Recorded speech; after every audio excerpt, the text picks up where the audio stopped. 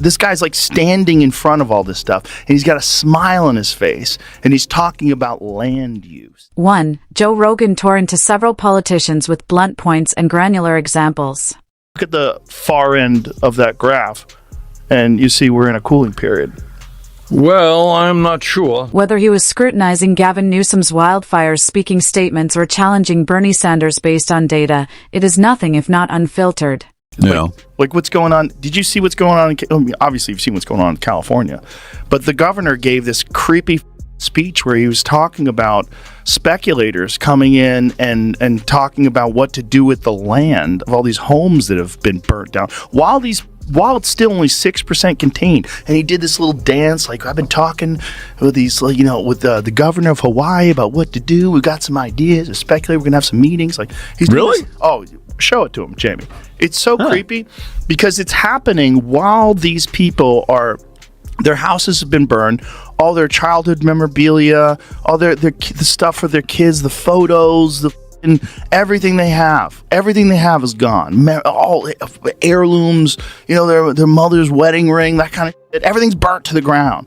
And this guy's like standing in front of all this stuff, and he's got a smile on his face. That's why today's video is well worth watching from beginning to end. There's lots of content.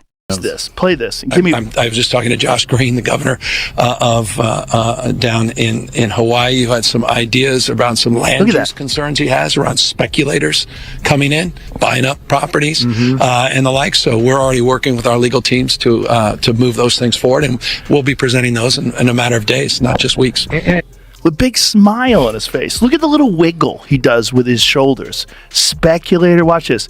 Talking to Josh. Look at this. Look at this little wiggle.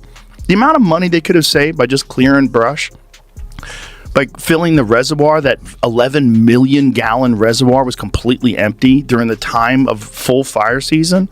Like, why didn't you fix that? Yeah. Like, it's all insanely mismanaged. And then this guy is on television talking, real excited about that. Doing a dance in front of the burned down home that people used to sleep in, where their children would sleep in. Gavin Newsom gave a public appearance during the LA wildfires that generated talk. During one moment, he seemed to answer a call from the previous president as a woman in front of him asked questions about the disaster. It's a scene that says something about how political leaders sometimes handle tight spots. Rogan had Jamie pull up the clip for viewers to see for themselves, putting the moment into perspective. You got to deal with this climate change issue. And I know that, there are some people who think climate change is a hoax. It ain't a hoax. I think the last 10 years have been the warmest on record. And we can create millions of good-paying jobs transforming our energy system away from fossil fuel to energy efficiency, to solar, to wind, and other sustainable energies. I think the climate change issue is very complicated. And I think, did you see the Washington Post piece that they wrote? Where they did this long-term view. First of all, the reality is that the Earth's temperature has never been static, right? We both agree on that. It's always been up and down. There's been ice ages and heat waves. And then the Washington Post looked at it. What was the time period that they looked at? That essentially they found that we're in a cooling period. Scientists have captured the Earth's climate change over the last 485 million years. Here's a surprising place we stand now. So look at the far end of that graph, and you see we're in a cooling period. Well, I'm not sure. No, I didn't read that article. In fairness to Newsom, the intent was to bring attention to complaints that real estate developers were snapping up burned-out properties for cheap from distressed homeowners.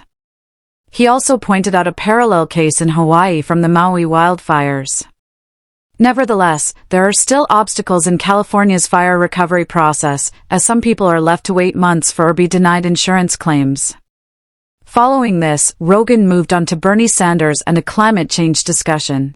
There's a lot of money involved in this whole climate change emergency issue, and there's a lot of control, and that's a big part of this problem. Not only that, if we're just talking about primarily carbon and carbon footprint, what are we going to do about China? Because China is like, what percentage of... They are the major polluter right now in terms of carbon. We're number two. We used to be one. They are number one right now. there's all these entanglements whenever someone's discussing something, whether it's economics or whether it's health issues or pharmaceutical drugs. There's financial entanglements. I think we both agree with that, right? Yep.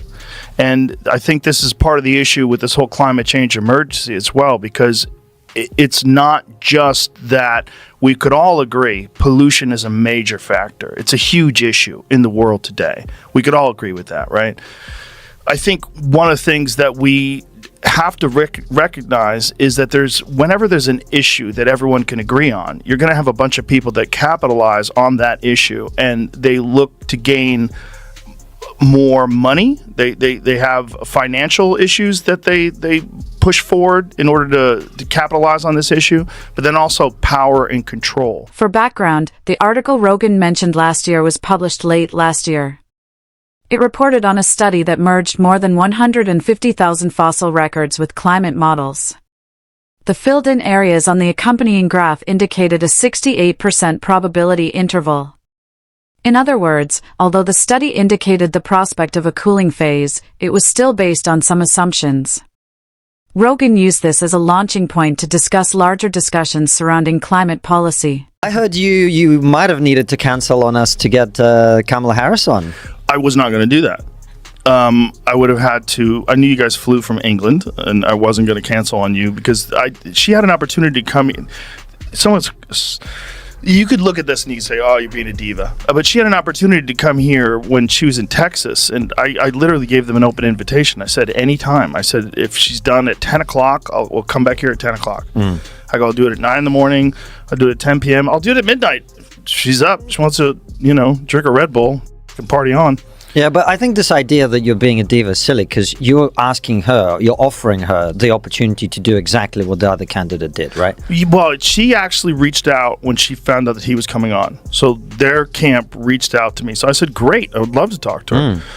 But it was very difficult to tie it down. His central argument was that in the race to net zero emissions, most governments have created incentives such as carbon taxation, electric vehicle rebates, and investment in renewable energy initiatives. In the process, he argued, leaders tend to travel extensively for climate summits, questioning consistency. The discussion then shifted to Kamala Harris and her presidential campaign's refusal to come onto his program. One of the things he said that weren't true was that we lied about the day that Trump was coming on. No, we just didn't tell you that Trump was coming on. He was already booked a long time ago. This is how it worked. Trump was really easy to book, like super easy. We offered one day. He said yes. That was it. There was no, what are we going to talk about? How long is it going to be? Is it going to be edited? There was nothing. Yeah.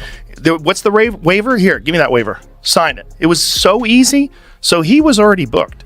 They never committed to doing the show. So all this talk, there was another thing they said that the reason why they did the Beyonce thing, the Beyonce event in Houston, was so that they could be in Texas to do my show. They never agreed to do the show. None of that's true. They never agreed. They also said that they sent someone down here to the studio to do a walkthrough of the set. That's not true. The Trump administration did. This followed only days after Donald Trump's visit to the podcast, by which stage it was apparent Harris would not be coming. Rogan had described how her team had requested a brief, off-site, pre-planned discussion as opposed to the normal unscripted nature of the show. Former campaign staff members then gave their own versions, but Rogan gave his take to put things in context. Some political pundits have since labeled a skip of the podcast as an opportunity lost for Harris's campaign. That remains debatable, and I'd love to hear your take. Leave them in the comments, and if you liked this analysis, share it with friends. Your support counts a lot. Thank you for watching, and see you soon.